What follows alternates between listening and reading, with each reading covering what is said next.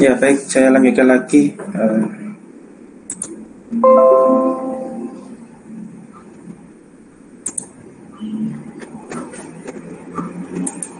Oke, jadi ada 4 hal yang mungkin, tapi yang primer ini adalah 3. Jadi misalkan di sini yang poin 1, 2, dan 3 yang menjadi penekanan saya untuk menyampaikan materi ini, yang nantinya multiprosesor itu lebih ke kemampuan kita dalam memahami yang primer untuk dijadikan turunan pekerjaan proyek yang sifatnya melibatkan banyak prosesor aksesnya. Oke, untuk yang pertama itu adalah penekanan tombol secara langsung. Nah, ini sudah pernah Anda lakukan, minimal ada push button yang dikerjakan untuk yang diinstal dan dikerjakan sesuai dengan kebutuhan. Nah, ini ada opsi ya, beberapa mekanisme. Misalkan di sini kebutuhannya sih simple gitu ya, satu pin diperlukan satu tombol dan tidak bergantung satu dengan yang lainnya.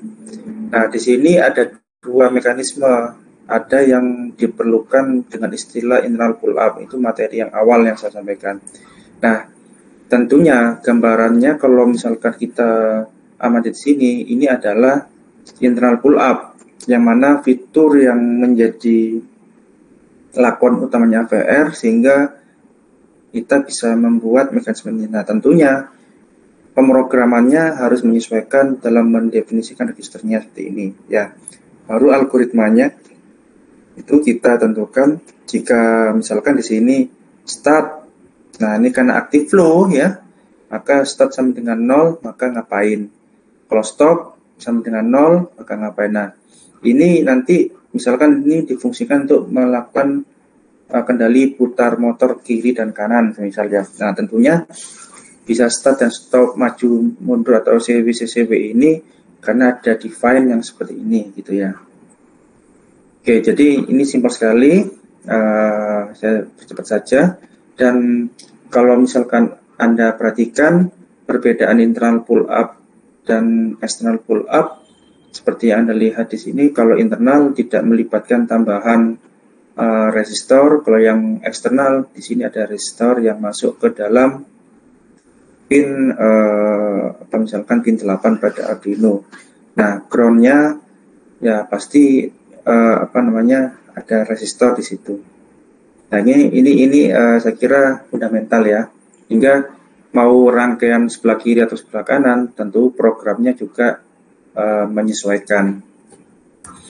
Untuk yang kedua, kalau misalkan kita mau melibatkan key tombol itu menggunakan keypad, ada 2 hal yang perlu Anda perhatikan. Keypadnya ini menggunakan keypad 4x4 atau 3x4. Ini kebetulan yang saya contohkan ini menggunakan keypad 4x4. Nah, misalkan di sini Anda lihat ya 4x4, di mana nanti ada pull up, kemudian sebuah diode yang masuk. Nah, nanti di sini ada istilah semacam jumlah ruas kolom dan baris ya. Jadi diperlukan untuk pin pada AVR yaitu N plus M pin sejumlah key N kali M ya. Misalkan di sini kalau 4x4 ya perlu 8 pin sejumlah keypad 4x4 tombol. Nah, itu nanti yang harus Anda pahami. Nah, untuk input itu harus di pull up seperti ini. Bisa dimanfaatkan tanpa menggunakan R eksternal tapi internal ya. Kemudian ada diode sebagai safety untuk output supaya arus itu dia lurus tidak balik ya. Karena kuadratnya ada bouncing dan sebagainya, maka diode ini sebagai diode free wheel, anti free wheel ya, diode anti free wheel untuk memastikan arus itu akan bergerak lurus tanpa ada bias. Nah, perlu mekanisme scanning, artinya ada sebuah instruksi program yang harus menanyakan terus ya, terus-menerus, sehingga memastikan bahwa kalau ada tombol itu dikenali. Nah, ini yang scanning ini nggak hanya pada server segmen ya, tapi kita juga perlu scanning gitu ya. Tugas yang saya instruksikan itu di dalam scanning server segmen itu diselesaikan menggunakan kalau bisa timer, sehingga konsistensi waktunya terhadap tampilan waktu itu enak. Tampilan angkanya ke kita tidak mengalami blinky, itu harus ditentukan kayak interrupt.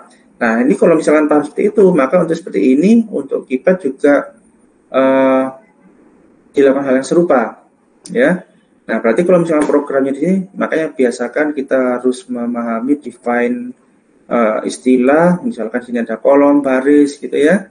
Nah, baru kita buat algoritmanya. Nah, tentunya kalau misalkan tidak terlalu banyak programnya, program seperti ini sangat mudah sekali untuk istilahnya bukan mudah, istilahnya sensitif sekali ketika salah satu atau lebih penekanan tombol itu untuk dikenali sekarang nilainya berapa. Tapi kalau misalkan cukup banyak, mungkin tidak disarankan program baca key itu diletakkan di dalam while seperti ini. Alangkah baiknya untuk mengenal penekanan tombol atau function key tekan, yang mana key tekan itu mengecek baris kolom ya, dan yang mana key tekan itu dikenali, kemudian membaca function baca key yang seperti ini programnya, dan itu diletakkan di dalam while.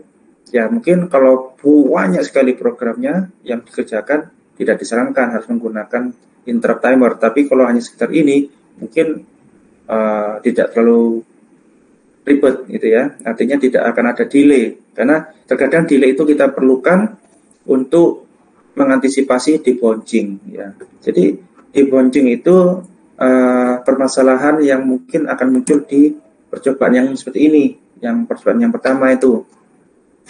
Nah, ini kalau misalkan di dalam praktikum kita saya tidak mengenalkan matrik, mungkin Anda bisa secara mandiri mencoba gitu ya. Tapi kalau misalkan, nah ini saya berkali-kali mengatakan kalau masih simulasi, feel-nya nggak dapat. Tapi kalau Anda mencoba membeli dengan keypad yang seperti ini, misalkan yang paling murah, karena ada yang agak mahal, yang agak sebentar saya coba carikan.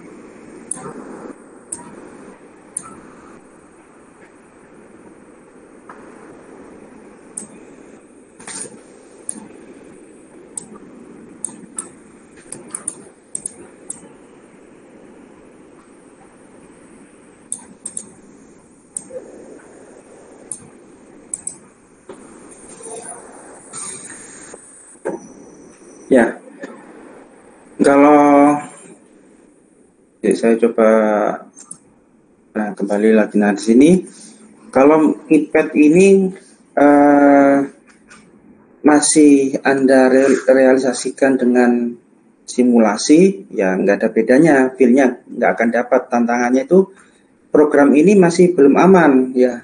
Semisal harus ada antisipasi untuk mengantisipasi jangan sampai kita merasa menekan satu tombol yang muncul lebih dari satu, gitu ya. Kita merasa sekali rilis harusnya ya muncul satu, seperti halnya kita mengetik di keyboard, papan keyboard gitu ya. Nah, kalau misalkan kita menekan ini masih berbasis kursor pointer, mouse pointer, ya itu nggak akan terasa gitu ya. Baik itu 4x4 ya, ini 4x4 itu jumlah ruas kolom barisnya 4x4, yang 3x4 seperti ini bentuknya gitu ya. Nah, kalau masih kita menggunakan simulasi, ya nggak terasa. Tapi kalau misalkan pakai fisik seperti yang ada produknya bentuknya seperti ini, 3x4 atau 4x4 yang dihubungkan langsung. Jadi ini model paling murah ketimbang yang seperti ini, baik yang rakitan ataupun yang sudah model seperti ini, atau yang kayak telepon gitu ya, yang tombol itu. Nah ini perlu diboncing. Nah itu diboncingnya kadang bisa lewat lewat hardware. Di sini ada semacam penahan gitu ya, latch. Kemudian atau misalkan di sini murni tombol-tombol tanpa ada penahan ripple gitu ya. Itu terkadang tantangannya di sini harus ada filter software untuk diboncing. Kalau ini kan filter hardware diboncing gitu. Nah, kalau misalkan pakai ini, tantangannya adalah untuk noise itu tadi ya. Kalau misalkan masih bermain-main seperti ini, ya rasa indah sekali. Kalau misalkan kita punya LCD, ada keypad yang sudah dibuat sedemikian rupa fungsinya, ya tentunya misalnya kita mau membangun kalkulator, ya akan mudah sekali gitu ya. Tapi kalau kalkulator itu tadi saya menggunakan keypad seperti ini, yang murah ini nggak tahu ya berapa, mungkin 10.000 gitu ya. Kalau yang ini mahal sekali karena berupa benda fisik gitu ya. Nah, tapi ini masih murah kalau yang ini. Nah, itu akan terasa sekali bedanya ketika kita memprogram dengan pendekatan program yang seperti ini. Nah, ini biasanya harus ada antisipasi bagaimana tidak terjadi yang namanya diboncing. Ya. Karena apa? Scanning ya. Bisa jadi lebih dari satu kali penekanan atau tidak merespon sama sekali, gitu ya. Responnya lambat. Nah, misalkan seperti itu. Nah, ini yang kedua. Artinya kalau kita mau membangun key berupa tombol-tombol yang berbasis massal, yang mana konsepnya adalah satu tombol, satu input, atau memang independen gitu ya, seperti yang cara langsung tadi. Nah, ini dua hal yang mana kita memang benar-benar memanfaatkan tombol-tombol ini diakses secara digital input. Ya, secara digital input, karena kita masih melibatkan komponen-komponen dengan syarat ada pull up resistor sebagai input baris gitu ya, dan output informasinya itu tadi dikeluarkan dan diamankan menggunakan diode karena sangat cepat sekali saat proses scanning ini, sehingga perlu ada pengamat supaya tidak ada ripple yang signifikan. Nah, itu dua hal yang utama. Nah, yang ketiga ya, di sini ada namanya pembagi tegangan, yaitu memanfaatkan fitur ADC untuk menciptakan menciptakan bagaimana kalau ya, ini sebetulnya ini adalah sebuah trik ya, tips and trick kalau misalkan kita mau membangun sebuah input yang mana input itu sudah terbatas, habis I/O-nya, satu-satunya cara tersisa adalah misalkan di situ ada analog input, misalkan dari ADC. Kita bisa memanfaatkan teori pembagi tegangan seperti yang Anda lihat itu. Nah, itu pembagi tegangan tentunya di sini memiliki nilai resistor gitu ya. Nah, tinggal nanti ketika tombol itu ditekan, maka akan ada sebuah besaran nilai tegangan yang masuk ke kanal ADC, misalkan ADC channel 0. Kita bisa memahami bahwa dengan banyak tombol, maka kita akan mengenal tombol tersebut dengan mengetahui nilai ADC yang masuk, ya, nilai tegangan yang masuk ke kanal ADC. Jadi yang dikeluarkan dari sisi eksternal setelah tekan tombol itu adalah nilai tegangan, karena di sini adalah kalau misalkan tombol atas ini saya tekan, maka adalah pembagi tegangan dari resistor yang paling atas di seri paralel atau seri yang dari ketiga di bawahnya dengan dijumlahkan, gitu ya, rumusnya seperti itu. Nah, tentunya kita harus melakukan evaluasi berapa sih nilai tombol saat ditekan, ya, tegangannya itu yang masuk ke ADC. Jadi ya, tombol atas yang pertama, atas yang kedua, ketiga, dan keempat itu diidentifikasi, sehingga misalkan setelah kita identifikasi satu persatu, kita bisa mendefinisikan, oh yang ini saya asumsikan sebagai tombol start, stop, maju, dan mundur. Nah, ini dengan menggunakan istilah seperti ini, oh kita bisa tahu ADC-nya kalau ditekan start, misalkan yang atas ini adalah kisarannya dari 224 ADC sampai dengan 160. Ketika tegangan sekian, masuknya seperti itu. Nah, ini kita harus cari nilainya. Nah, tentunya fitur ADC kita define seperti biasanya, ya, sehingga nantinya kita bisa mendefine seperti cara yang di atas. Jika tombol start itu aktif, nilainya sesuai dengan ringnya ini, misalkan ditekan tombol nilainya itu adalah dikenal sebagai start, maka dia ngapain, stop, dia ngapain. Nah, ini tentunya, ya, ada aturan, misalkan sejumlah tombol dengan hanya memerlukan satu pin ADC, ya, jadi sejumlah tombol dengan hanya satu pin ADC, syaratnya situ, dan memerlukan pull up atau pull down, ya. Dan karena di sini hanya tersedia ADC dan satu pin kanal ADC, maka itu mutlak ADC harus disediakan. Ini adalah sebuah tips and trick kalau hanya tersedia pin ADC, pin analog. Jadi digital habis. Nah, itu bisa kita manfaatkan. Dan yang paling fundamental adalah dengan kita memilih mekanisme pembagi tegangan ini, hanya satu tombol yang boleh ditekan dalam waktu bersamaan. Jadi seperti itu. Ini adalah sebuah resiko, ya.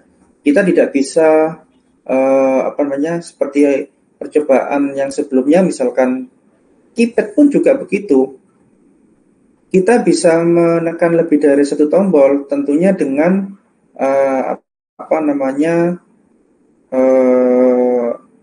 yang keluar nilainya akan bergantian, ya. Jadi tidak boleh ada lebih dari satu. Jadi dia akan mengirimkan, ya tentunya programnya gimana, ditekan terus akan muncul berapa kali, gitu ya. Nah, ini tentunya pemrogramannya akan agak sedikit lebih trik, gitu ya. Nah, ini juga super trik, artinya kalau misalkan kita menekan lebih dari satu, sebenarnya sih nggak masalah. Menekan tombol lebih dari satu, misalkan tombol atas yang pertama dan tombol atas yang kedua, kita tekan bersamaan, kira-kira berapa nilai yang masuk di dalam ADC-nya ini. Nah, ini juga bisa kita tambahkan, ya. Tombol 1, tombol 2 dari atas itu bisa kita tambahkan di sini, gitu ya. Apabila kita menekan tombol lebih dari satu secara bersamaan. Karena di sini ketentuannya hanya satu tombol yang boleh ditekan dalam waktu yang bersamaan. Ini agak trik ini, ya. Nah, kalau lebih dari satu bagaimana? Itu special case. Kemudian, nah, di sini saya menunjukkan kalau misalkan Anda punya modul, terus kemudian modul micro Arduino Mega 2060, terus kemudian kalau Anda lirik-lirik di websitenya online, toko online, gitu ya, barang ini tuh harganya berapa, gitu ya. Kalau Anda ingin tertarik, ingin mencoba, karena apa? LCD Shield ini itu disertai dengan tombol-tombol yang mana tombolnya ini itu berbasis ADC, persis dengan ilustrasi seperti ini. Jadi 5 tombol, 1, 2, 3, 4, 5, ya. Jadi yang satu ini reset. sorry, kalau Anda pelototin itu ya tombol reset ini. Jadi ini adalah select, left, right, up, and down. Nah, jadi baterai saya habis. Sebentar.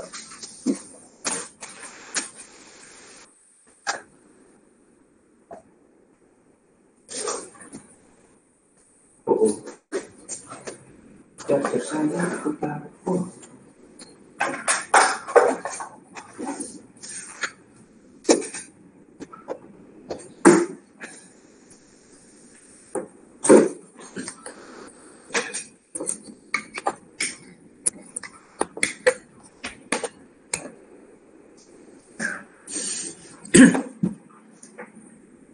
ya. Jadi kalau Anda nggak tahu, sudah cek berapa harganya ini? Iseng-iseng Anda. Nah, itu selain tampilan LCD, tombolnya ini itu dihubungkan pada ADC. Ya, ibaratnya LCD ini, LCD Display Shield itu gabungan dari LCD Display Module dan button modul. Nah, button modul ini adalah button yang berbasis bisa jadi analog, bisa jadi digital input. Nah, dikemaslah menjadi satu seperti ini. Hanya saja setelah menjadi satu bagian ini, dia adalah secara fungsi terhubung ke ADC. Jadi kalau ingin detailnya ini kurang lebih seperti ini, ya. Oke, kita ngomong dari sisi buttonnya dulu ya.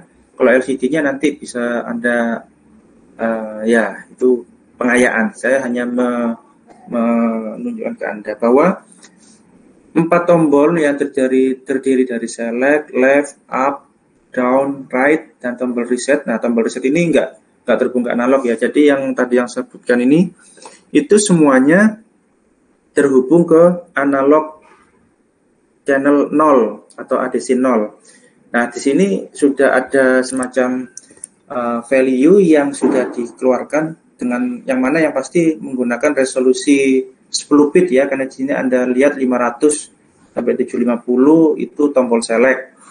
Nah, kemudian dikira 500 left dan seterusnya. Nah, ini menariknya adalah ternyata nggak hanya keypad yang murni digital input, tapi kita bisa memanfaatkan ADC sebagai keypad, ya kan? Berarti apa? Keypad seperti ini, ya, adalah murni digital input. Kalau Anda perhatikan, di sini terhubung ke digital input, yang ini analognya nggak dipakai ya. Jadi murni keypad ini adalah digital input. Tapi kalau misalkan, ya, kalau kita membuat sistemnya pakai Uno atau yang ATT ini, yang mana terbatasnya I/O, satu-satunya cara kalau misalkan kita perlu input yang agak banyak berbasis keypad, semisal ya salah satu cara ya menggunakan keypad difungsikan yang mirip dengan seperti ini tapi terhubung ke ADC. Ya, berarti ini salah satu cara. Hanya saja ini kan hanya kontrol menu. Jadi kebayang saya pernah memberikan tugas ini ke kelas-kelas yang kakak kelas Anda sebelumnya, adalah ayo buat sistem menu. Nah, jadi sehingga apa? Dulu itu dengan memanfaatkan LCD keypad Shield ini, tugas-tugas yang dari percobaan sebelumnya itu bisa dieksekusi, didemokan ke saya dengan ya memilih membuat sistem menu, misalkan percobaan Excel Intera, percobaan apa-apa dan sebagainya gitu ya. Itu fungsinya bisa dipilih apabila kita mendefinisikan tampilan itu di LCD dengan cara memilih menu-menu itu kiri, kanan, atas, bawah, baru nanti bisa didemonstrasikan. Nah, ini menarik sekali kalau misalkan kita manfaatkan. Bahkan ya mau main ular-ularan, nggak bisa sih ular-ularan ya, game. Jadi kayak LCD jalan, suruh ngelompat gitu ya, terus ada halangan dari atas, suruh ke bawah gitu kan ya. Dulu itu seperti itu. Nah, ini ya menurut saya menarik sekali, sehingga tantangannya itu nanti bagaimana memprogram semua fitur all in one Nah, tinggal the power of C-nya Anda teruji atau tidak gitu ya, untuk mengintegrasi menjadi satu dengan fitur yang berbagai macam. Nah, tadi saya mengatakan kalau kepepet sudah habis digital I/O-nya, digital input, output ya, kita bisa menciptakan keypad ADC. Nah, ini menarik. Di situ 4x4 keypad, tapi masuknya itu hanya menuju ke satu channel ADC. Ya kan? Sangat berbeda sama sekali kan ya, dengan kalau kita mau membangun keypad digital harus melibatkan, rumusnya kan sudah jelas, memerlukan N plus M pin untuk sejumlah N kali M tombol. Jadi kalau 4x4 berarti butuh 8 pin. Iya, butuh 8 pin. Sedangkan kalau analog keypad hanya memerlukan satu kanal input, ya, yaitu channel 0. Nah, tadi saya mengatakan, ada syarat hanya memerlukan boleh satu tombol dalam waktu yang bersamaan. Ini syarat utama yang strict. Bisa kita ganggu kalau lebih dari satu tombol. Boleh, tapi kita harus melihat ya. Begitu juga kalau ini direalisasikan ya, akan memungkinkan kita bisa menekan tombol 0 dan 1 secara bersamaan. Nah, tinggal kita pahami dulu, kalau menekan tombol bersamaan pasti ada yang lebih dulu mana. Nah, tinggal kita ya harus memastikan bahwa 0 dan 1 tidak boleh nilai yang lain ketika dua tombol itu ditekan bersamaan atau lebih. Ya, jadi harus ditentukan 0101 atau 01-nya dikalahkan atau 1 yang terakhir gitu ya, 0-nya dikalahkan. Sehingga algoritmanya sangat menentukan untuk memastikan kalau saya menekan tombol 0 duluan ya 0. Tapi kalau kita menekan tombol lebih dari 1, semisal 0 dan 1 nggak sengaja tersentuh, maka kita asumsikan angka yang paling kecil dikeluarkan dulu sampai dilepas salah satunya, maka akan lanjut ke angka berikutnya. Nah, itu bisa ya.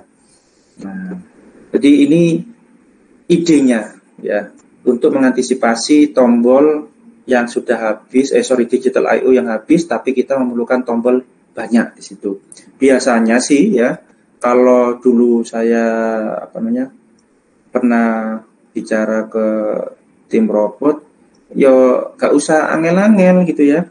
Kalau setiap tombol itu adalah strategi, ya kita terapkan aja tombol 0, 1, 2, 3 itu ngapain, tapi hanya masuk ke dalam satu I/O supaya tidak menghabiskan I/O. Terkadang kan kita memerlukan controller dengan performance prosesor yang baik, tapi I/O-nya terbatas. Contohnya ESP ya, ESP32, 8266, I/O-nya terbatas. Memang dia difungsikan terkait dengan komunikasi data saja.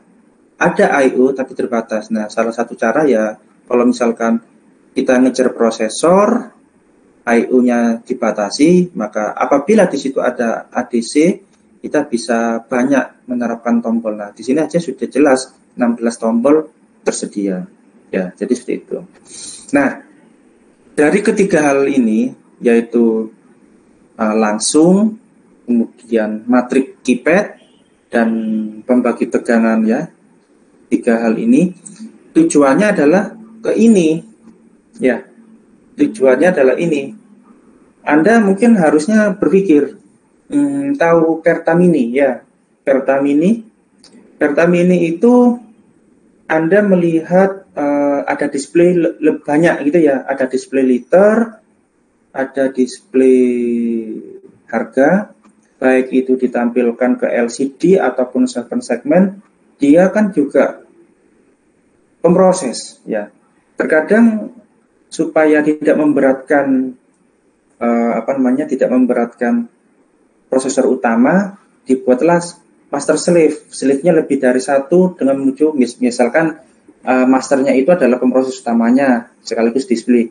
Boleh nggak ada slip ke-1, slip ke-2? Misalkan displaynya tadi ini adalah display harga, ada display liter, kemudian keypad, kemudian sensor, sehingga master slip-nya tersaji banyak di situ, terutama slip-nya. Nah ini misalnya multiprosesor via serial gitu ya, yang mana ada input berupa keypad, kemudian keluarkan LCD, tapi di sini informasinya melibatkan komunikasi data. Tentunya ya agak tricky ya, artinya kalau serial itu mudah terkontaminasi noise, maka display itu akan terganggu. Nah, tapi ada triknya juga supaya tidak terganggu. Bagaimana? Berarti keypad itu ketika ditekan, ya berarti slave menuju master datanya itu harus benar-benar data yang siap matang, tinggal kirim dan ditampilkan display. Sehingga tidak perlu ada pengiriman secara berulang-ulang gara-gara komunikasi terus-menerus. Nah, bisa jadi pengirimannya itu secara simultan. Tapi ketika simultan itu diakhiri bahwa nanti misalkan sudah penuh ya, biasanya ada inisiatif misalkan. Nah itu inisiatif dari master. Oke, jadi itu. Nah ini idenya kalau kita mau memanfaatkan multiprosesor, ya, multi akses dari banyak I/O, bisa kita desain seperti ini. Nah, ini contoh soal saja sih supaya Anda harusnya sih saya berharap ya tahulah bagaimana membuat program yang dapat digunakan untuk menghitung jumlah penekanan. Nah, kan kadang counter saja bisa diselesaikan dengan counter, tapi ternyata counter terlalu ribet, hanya digital I/O gitu ya, dan kemudian ditampilkan ke LCD. Nah, di sini ada semacam permasalahan. Oke lah, ini kita menggunakan external pull up gitu ya. Nah, perhatikan di sini ada saklar atau tombol yang sifatnya mekanis, sehingga ada kemungkinan kalau kita menekan di sini muncul ripple bouncing gitu ya. Begitu juga saat dilepas juga ada bouncing, sehingga kalau ini program kita yang sifatnya membaca aktivitas dari penekanan tombol, maka kemungkinan saat kita menekan akan ada mekanisme, oh ternyata sudah memberikan logic lebih dari sekali ya. Begitu juga dilepas juga ada logic lebih dari sekali. Nah ini harus ada antisipasi ya. Jadi permasalahan yang contoh soal ini itu seperti ini, sehingga harus ada semacam antisipasi saat penekanan atau pelepasan atau perpindahan akan muncul getaran selama berapa milidetik, misalkan 5 sampai dengan 20 second. Nah, getaran ini atau ripple ini, noise ya, itu sangat mengganggu jika diinginkan aplikasi yang memperhitungkan tiap-tiap penekanan. Jadi misalkan kalau kita ada sebuah project yang menekan tombolnya itu sangat intensif sekali, maka ini harus benar-benar diperhatikan. Nah, ada bouncing, maka antisipasinya adalah debouncing. Nah, tadi saya mengatakan ketika memberikan ilustrasi tentang penekanan tombol yang berbasis keypad pun ya, ataupun berbasis langsung seperti ini, itu sebenarnya rentan dengan noise, sangat rentan dengan noise. Nah, begitu juga yang keypad ini, terutama yang menggunakan hardware-nya seperti ini ataupun hardware yang tombol push button juga sangat-sangat rentan sekali yang namanya noise, sehingga perlu teknik debouncing ya, karena masalahnya bouncing maka harus ada namanya debouncing.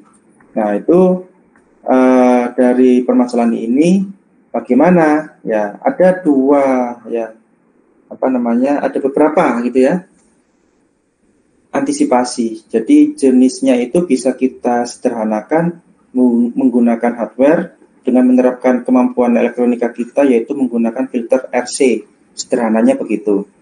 Ya, simple RC untuk filter supaya tidak terjadi bouncing. Nah, itu yang sering dipakai kalau saklar di rumah, pakai biar tidak bunga api, diredam gitu ya. Atau ya, misalkan kita menggunakan software di mana kita mengantisipasinya secara software ini dengan memberikan delay. Ya, tentunya delay itu supaya terjadi interval. Nah, tentunya nanti harus bisa mendeteksi lebar pulsa. Nah, tentunya ini yang dimaksud, mendelay ripple itu supaya tidak dikalkulasi oleh sistem kita, sehingga ini yang harus dieliminasi saat ditekan dan ataupun saat dilepas. Ini bouncing. Teknik debouncingnya adalah memberikan delay. Nah, kalau di sistem mikro, delay ini yang sering banyak digunakan daripada menggunakan hardware. Ya, karena satu menambah komponen mahal, yang kedua dia punya lifetime, tapi kalau software sepanjang ada supply dan programnya benar gitu ya, maka dia lebih awet dan lebih murah. Makanya itu sering dipakai. Nah, itu harusnya Anda memikirkan kalau ada sebuah sistem project, baik itu sederhana atau yang sangat kompleks, ada tombol, ya, misalkan itu Anda harus menerapkan bagaimana debouncing itu bisa Anda tanamkan ke dalam program Anda. Setiap ada tombol. Kenapa? Tombol push button akan rentan seperti ini. Harusnya Anda ini merasakan ketika percobaan digital input dan percobaan external interrupt input. Anda merasa tekan sekali tombol, tiba-tiba loh kok sudah seperti ini rasanya, gitu ya. Nah, kalau itu misalkan pakai simulasi sangat indah sekali, tapi kalau menggunakan hardware baru feel masalahnya muncul di situ. Nah itu. Oke, selesai dari saya. Cukup ya. Ini nanti dari apa yang saya sampaikan itu mungkin ada satu bagian yang menjadi bahan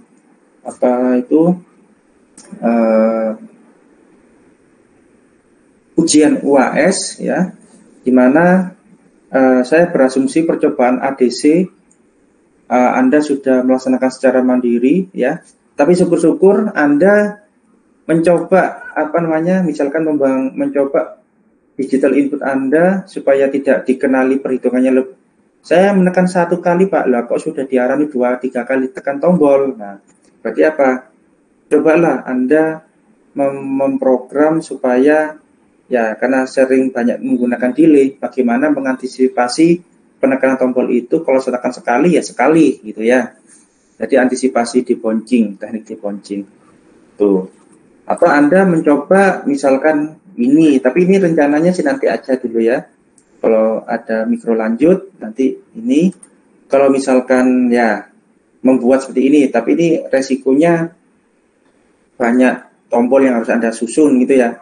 Ya paling mudahnya mungkin pakailah rangkaian seperti ini gitu ya, programnya ADC yang kemarin Anda tinggal mendefine ini percobanya 1 tombol berapa gitu ya. Nah ini menerapkan rumus, masih ingat ya, pembagi tegangan ya.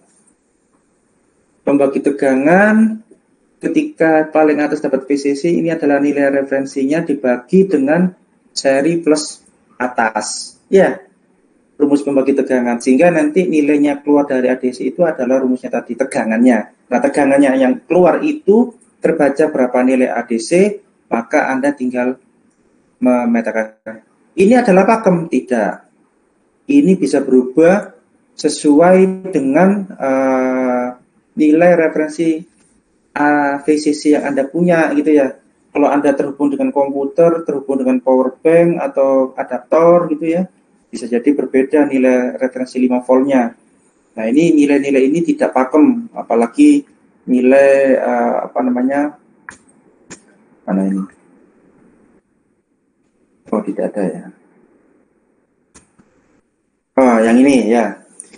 Sebenarnya ini saya sudah mencoba, ternyata tidak pakem, sehingga supaya sensitivitasnya sesuai, saya tuning lagi ya nilai-nilai ini. Ini saya ambil dari internet.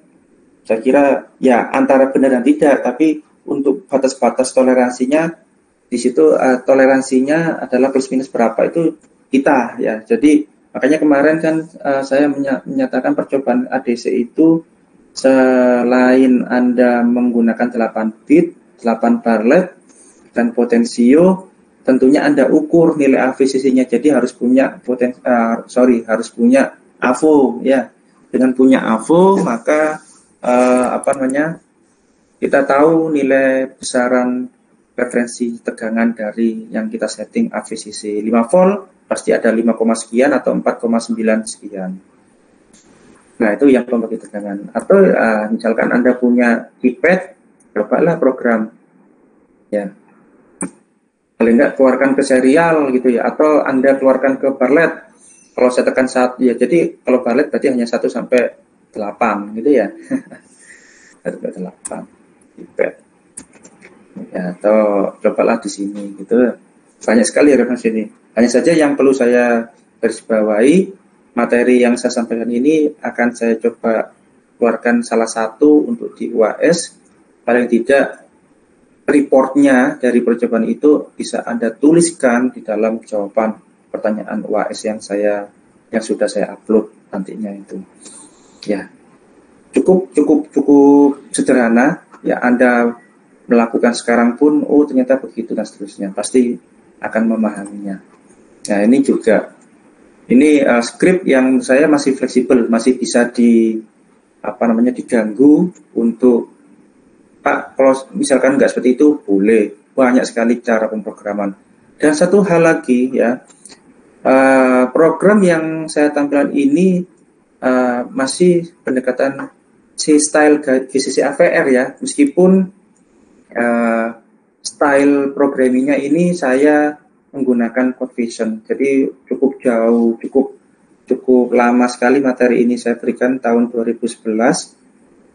Style programmingnya masih menggunakan CodeVision AVR, tapi sudah mampu si stylenya sudah jalan gitu, karena saya harus memastikan inline dengan pemrograman lanjut, yaitu si stylenya itu ya pakai void main, ada while 1 gitu ya. Meskipun Anda pakai Arduino IDE, style dari GCC saya masih pertahankan di situ. Nah, oke. Mungkin itu dari saya. Ya. Ada yang mau ditanyakan? Silakan. Ya, jadi belajar coba ya. Kalau Anda mengcapture yang saya itu Anda mengkolek untuk dicoba. Oke, silakan. Permisi Pak, mungkin ini aja Pak, kayak modulnya itu Pak. Ini dibuatkan UAS beneran Pak? Itu lagi. Gimana? Ini percobaan ini dibuatkan UAS teman. UAS. Iya Bapak. Iya. Ya dari sekian banyak itu ya supaya juga hasil pembelajaran yang sudah Anda jadikan referensi itu UAS. Entah itu langsung dari pegangan.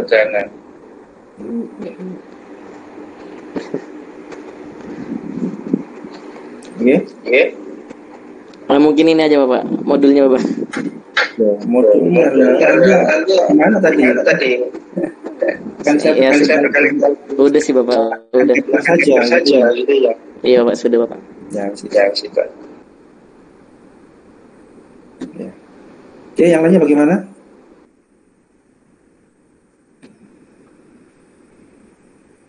Dari saya cukup Pak. Ya, jadi itu ya judulnya sih simpel sekali, tombol ya, keypad. Karena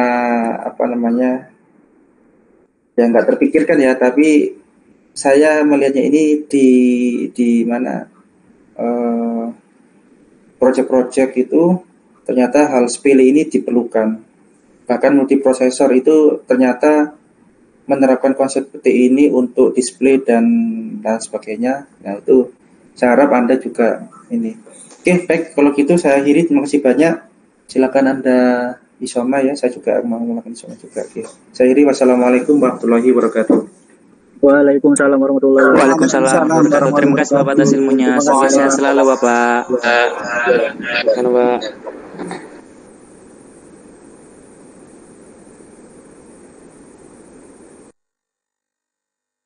Cek. Apa baik? Ayo baik, coba jelasin baik.